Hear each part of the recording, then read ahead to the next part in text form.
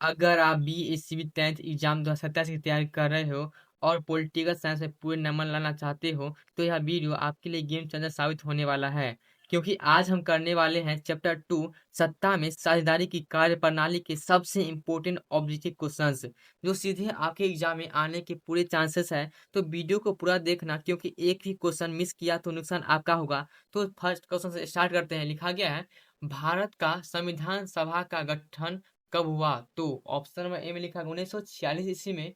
Option number B में लिखा गया 1947 ईस्वी में। ऑप्शन नंबर सी में लिखा गया 1948 ईस्वी में। और ऑप्शन नंबर डी में लिखा गया 1949 ईस्वी में।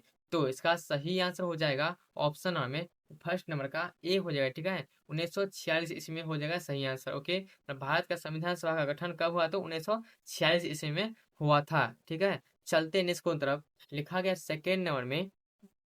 ठीक है, जल्दी से कमेंट कमेंट में बताओ अभी तक कितने सही हुए, मतलब अभी आपको फर्स्ट में क्वेश्चन सही हुआ या गलत। आप लोग कमेंट में जरूर बताइएगा। ठीक है, लिखा है सेकंड नंबर में, जिला परिषद का कार्यकाल कितने वर्ष का होता है? ये क्वेश्चन बहुत ही ज्यादा इंपॉर्टेंट है, बहुत ही ज्यादा इंपॉर्टेंट क्वेश्चन। ठीक है, ये क्वेश्चन रिपीट बहुत बार हुआ है बीएसवी एग्जाम में। ओके, तो ऑप्शन नंबर ए में लिखा गया 4 वर्ष। ऑप्शन नंबर बी में लिखा गया 5 वर्ष। ऑप्शन नंबर सी में लिखा गया 6 वर्ष। और ऑप्शन नंबर डी में लिखा गया 2 वर्ष।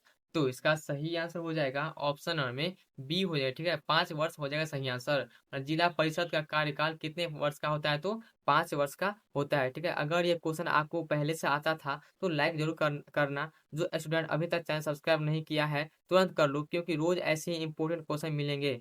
चलते हैं नेक्स्ट की तरफ। लिखा है थर्ड नंबर में, पंचायती राज प्रणाली की शुरुआत कहाँ हुई थी? मोस्ट इंपोर्टेंट वाला क्वेश्चन है, बहुत ही ज्यादा इंपोर्टेंट है। ठीक है, वीवीए ऑब्जेक्टिव क्वेश्चन ये वाला है। ओके, मतलब पंचायती राज प्रणाली की शुरुआत कहाँ हुई? तो ऑप्शन नंबर ए में लिखा गया बिहार में। ऑप्शन नंबर बी में लिखा गया राजस्थान में। ऑप्शन नंबर सी में लिखा गया कर्नाटक में। और ऑप्शन नंबर डी में लिखा गया महाराष्ट्र में। तो इसका सही आंसर हो जाएगा ऑप्शन नंबर में बी हो जाएगा। ठीक है, राजस्थान हो जाएगा सही आंसर। ओके, पंचायती राज प्रणाली की शुरुआत कहाँ हुई? तो राजस्थान में हुआ था। ठीक है, ध्यान से देखो, ये क्वेश्चन एग्जाम में रिपीट हो सकता है। ठीक है, चलते हैं इसको तरफ। लिखा है फोर नंबर में। और एक इंपॉर्टेंट बात, जितना भी क्वेश्चन हम इस वीडियो में कवर किया है ना, वो बीएसवी एग्जाम में पक्का आएगा तो आएगा, 100% गारंटी है। ठीक है, इसी में से आएगा इस चैप्टर में। ओके, जितना भी क्वेश्चन है ना, वो बहुत ही ज्यादा इंपॉर्टेंट है, ऑब्जेक्टिव क्वेश्चन है। ओके, तो फर्स्ट फोर में लिखा गया है। और एक बात इंपॉर्टेंट बात, इस वीडियो को बिना स्किप किए हुए देखिएगा। ठीक, स्किप मत कीजिएगा, क्योंकि पूरा जो क्वेश्चन है वो ओनली फॉर वीवीए ऑब्जेक्टिव क्वेश्चन है। लिखा है फोर नंबर में, ग्राम पंचायत का प्रधान कौन होता है? तो ऑप्शन नंबर ए में लिखा है पार्षद। ऑप्शन नंबर बी में लिखा है महापौर। ऑप्शन नंबर सी में लिखा आयुक्त। और ऑप्शन नंबर डी में लिखा गया है मुखिया। तो इसका सही आंसर हो जाएगा ऑप्शन नंबर में डी हो जाएगा। ठीक है, मुखिया हो जाएगा सही आंसर। ओके, ग्राम पंचायत का प्रधान कौन होता है? तो मुखिया होता है ग्राम पंचायत का प्रमुख। ठीक है, चलते हैं नेक्स्ट तरफ। लिखा गया है 5 नंबर में, एक छोटा सा चैलेंज, अगला क्वेश्चन बिना देखे सॉल्व करो। जो बच्चे बिहार बोर्ड में टॉपर बनना चाहते हैं वो पूरा वीडियो इन तक देखना। ठीक है, लिखा गया है 5 नंबर में, सरकार के उच्च और निम्न स्तरों के बीच शक्तियों के विभाजन को क्या कहा जाता है? तो ऑप्शन नंबर ए में लिखा गया क्षैतिज वितरण। ऑप्शन नंबर बी में लिखा गया समानांतर वितरण। ऑप्शन नंबर सी में लिखा गया ऊर्ध्वाधर वितरण। और ऑप्शन नंबर डी में लिखा गया इनमें से कोई नहीं। तो इसका सही आंसर हो जाएगा ऑप्शन नंबर में सी हो जाएगा। ठीक है, ऊर्ध्वाधर वितरण हो जाएगा सही आंसर। तो सरकार के उच्च और निम्न स्तरों के बीच शक्तियों के विभाजन को कहा जाता है? तो ऊर्ध्वाधर वितरण कहा जाता है। चलते हैं नेक्स्ट तरफ। ये क्वेश्चन 100% इंपॉर्टेंट है, इसे दिमाग में बैठा लो। अब देखो, ये थोड़ा ट्रिकी है, यही पर बच्चे गलती करते हैं। लिखा गया है 6 नंबर में, निम्न में से कौन नगर निगम का प्रमुख प्रमुख है? बहुत ही ज्यादा इंपॉर्टेंट है। ठीक, बहुत ज्यादा इंपॉर्टेंट है, भी ऑब्जेक्ट क्वेश्चन ये रहा है। ठीक, मतलब निम्न में से कौन नगर निगम का प्रमुख है? तो ऑप्शन नंबर ए में लिखा गया है गृह मंत्री। ऑप्शन नंबर बी में लिखा गया राज्यपाल। ऑप्शन नंबर सी में लिखा गया सरपंच। और ऑप्शन नंबर डी में लिखा गया महापौर। तो इसका सही आंसर हो जाएगा ऑप्शन नंबर में डी हो जाएगा। ठीक है, महापौर हो जाएगा सही आंसर। निम्न में से कौन नगर निगम का प्रमुख है? तो महापौर हो जाएगा सही आंसर। ठीक है, अगर समझ में आ रहा है तो जल्दी से कमेंट कर दो यस समझ में आ रहा है। ठीक, चलते हैं नेक्स्ट की तरफ। इस क्वेश्चन का आंसर अगर आपको पता है तो कमेंट में अभी लिखो। जो स्टूडेंट अभी तक पूरा ध्यान से देख रहा है वो यस कमेंट करें। लिखा है 7 नंबर में, निम्न में से कौन सा विषय समवर्ती सूची में शामिल है? तो ऑप्शन नंबर ए में लिखा गया बैंकिंग, ऑप्शन नंबर बी में लिखा गया है व्यापार, ऑप्शन नंबर सी में लिखा गया है पुलिस और ऑप्शन नंबर डी में लिखा गया है शिक्षा। तो इसका सही आंसर हो जाएगा ऑप्शन नंबर 7 नंबर का डी हो जाएगा, ठीक है, शिक्षा हो जाएगा सही आंसर।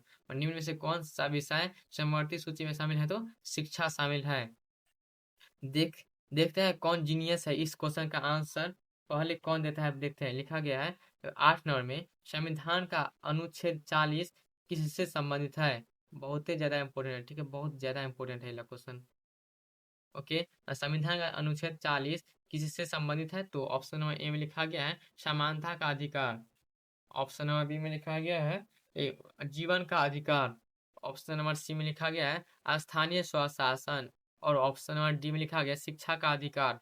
तो इसका सही आंसर हो जाएगा ऑप्शन नंबर 8 नंबर का सी हो जाएगा, ठीक है, स्थानीय स्वशासन स्वशासन हो जाएगा सही आंसर। ओके, चलते हैं नेक्स्ट की तरफ। लिखा गया है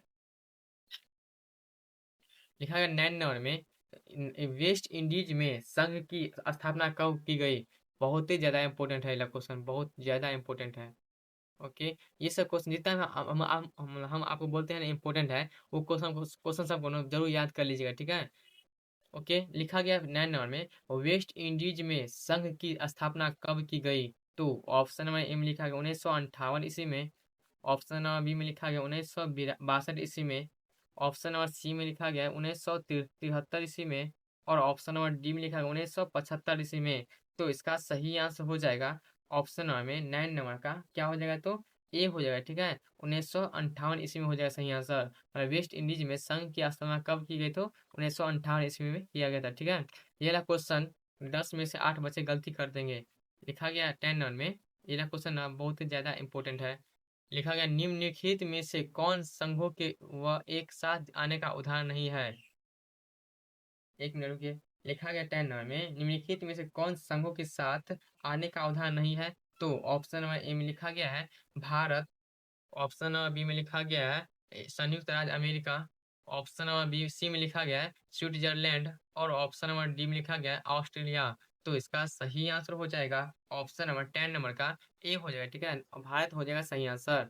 ओके, ये वाला क्वेश्चन बहुत ज्यादा इंपॉर्टेंट था। वीडियो को पॉज करो और खुद से आंसर ट्राई करो, इसका सही आंसर क्या होगा 11 नंबर का, ए होगा या बी होगा या सी होगा या डी होगा, अपने खुद से बताइए। लिखा गया 11 नंबर में, भारत में 40% से अधिक लोग कौन सी भाषा बोलते हैं? तो ऑप्शन नंबर ए में लिखा गया बंगला, ऑप्शन नंबर बी में लिखा गया हिंदी, ऑप्शन नंबर सी में लिखा गया है मराठी और ऑप्शन नंबर डी में लिखा गया उर्दू। तो इसका सही आंसर हो जाएगा ऑप्शन नंबर 11 नंबर का बी हो जाएगा, ठीक है, हिंदी हो जाएगा सही आंसर।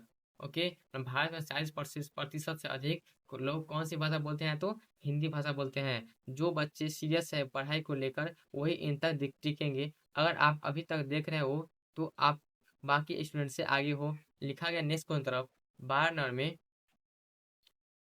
लिखा गया 12 नंबर में, बलवंत राय मेहता समिति ने अपने प्रतिवेदन में कितने स्तरीय पंचायती राज व्यवस्था की सिफारिश की है? बहुत ज्यादा इंपॉर्टेंट है भैया, ऑब्जेक्टिव क्वेश्चन वाला है, ठीक है, भैया ऑब्जेक्टिव क्वेश्चन ये वाला है। बलवंत राय मेहता समिति ने अपने प्रतिवेदन में कितने स्तरीय पंचायती राज व्यवस्था की सिफारिश की है? तो ऑप्शन नंबर ए में लिखा गया 1 स्तरीय, ऑप्शन नंबर बी में लिखा गया 2 स्तरीय, ऑप्शन नंबर सी में लिखा गया त्रिस्तरीय और ऑप्शन नंबर डी में लिखा गया 4 स्तरीय। तो इसका सही आंसर हो जाएगा ऑप्शन नंबर में सी हो जाएगा, ठीक है, त्रिस्तरीय हो जाएगा सही आंसर। ओके, बलवंत राय में ठीक है, चलते हैं इसको तरफ। लिखा गया है 13 नंबर में,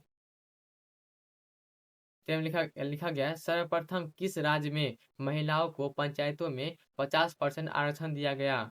तो ऑप्शन नंबर ए में लिखा पश्चिम बंगाल में, ऑप्शन नंबर बी में लिखा गया गुजरात में, ऑप्शन नंबर सी में लिखा गया बिहार में और ऑप्शन नंबर डी में लिखा तमिलनाडु में। तो इसका सही आंसर हो जाएगा ऑप्शन नंबर में सी हो जाएगा, ठीक है, बिहार हो जाएगा सही आंसर। ओके, मतलब सर्वप्रथम किस राज्य में महिलाओं को पंचायतों में 50% आरक्षण दिया गया? तो बिहार राज्य में दिया गया था, ठीक है।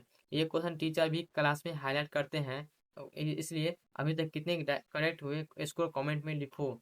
चलते हैं नेक्स्ट की तरफ। लिखा गया 14 नंबर में, अगर आप इस वीडियो को बिना स्किप के अंत तक देख लीजिएगा ना, तो आपको एग्जाम में इस चैप्टर से दिक्कत नहीं होगा, थोड़ा भी नहीं होगा, ठीक है, 0% भी नहीं होगा। लिखा है 14 नंबर में, 14 नंबर में लिखा गया, इनमें से किस देश की संघीय व्यवस्था अन्य से अलग है?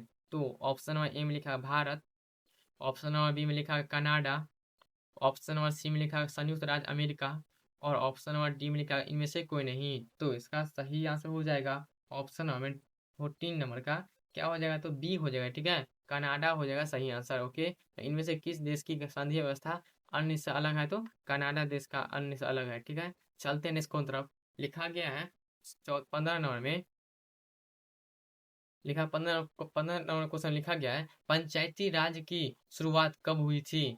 बहुत ही ज्यादा इंपॉर्टेंट है, ठीक है, बहुत ज्यादा इंपॉर्टेंट क्वेश्चन है, जितना क्वेश्चन है ना बहुत ज्यादा इंपॉर्टेंट है, ऐसा समझ लीजिए। तो ऑप्शन नंबर ए में लिखा है 1952 ईस्वी में, ऑप्शन नंबर सी बी में लिखा गया 1949 ईस्वी में, ऑप्शन नंबर सी में लिखा गया 1955 ईस्वी में, और ऑप्शन नंबर डी में लिखा गया 1956 ईस्वी में।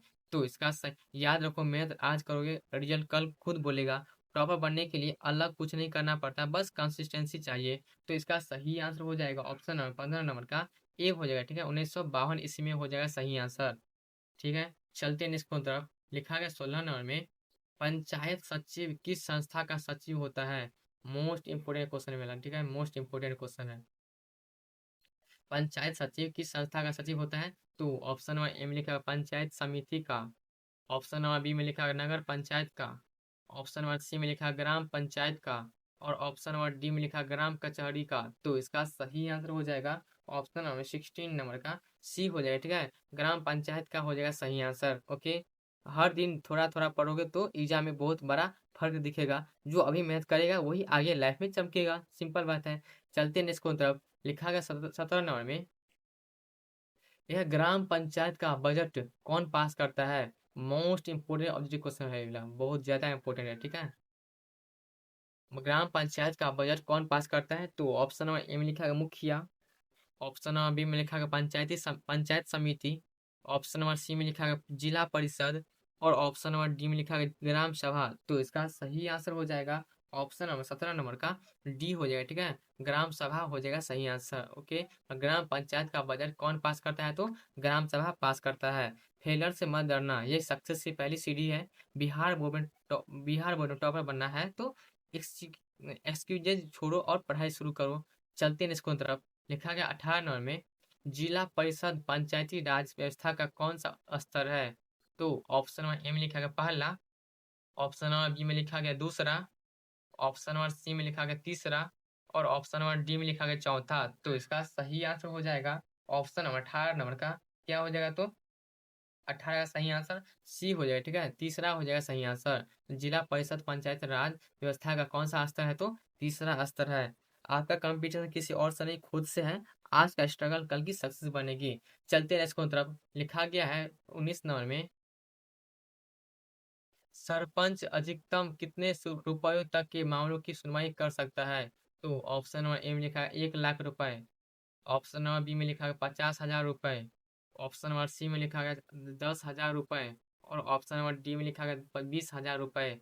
तो इसका सही आंसर हो जाएगा ऑप्शन नंबर सी हो जाएगा, ठीक है, 10,000 रुपये हो जाएगा सही आंसर। सरपंच अधिकतम कितने रुपयों तक के मामलों की सुनवाई कर सकता है? तो 10,000 रुपये तक के मामलों की सुनवाई कर सकता है, ठीक है। ओके, फोकस इतना स्ट्रांग रखो कि डिस्ट्रैक्शन खुद दूर भागे। ड्रीम बड़ा है तो मेहनत भी बड़ी करनी पड़ेगी, सिंपल बात। चलते नेक्स्ट की तरफ। लिखा है 20 नंबर में, पंचायती राज व्यवस्था किस प्रधानमंत्री के शासन काल में हुआ था? मोस्ट इंपोर्टेंट ये वाला क्वेश्चन है। पंचायती राज व्यवस्था किस प्रधानमंत्री के शासन काल में हुआ था? तो ऑप्शन नंबर ए में लिखा गया Indira Gandhi, option number B में लिखा गया Pandit Jawaharlal Nehru, option number C में लिखा गया लाल बहादुर शास्त्री, और ऑप्शन नंबर डी में लिखा इनमें से कोई नहीं। तो इसका सही आंसर हो जाएगा ऑप्शन नंबर में बी हो जाएगा, ठीक है, पंडित जवाहरलाल नेहरू हो जाएगा सही आंसर।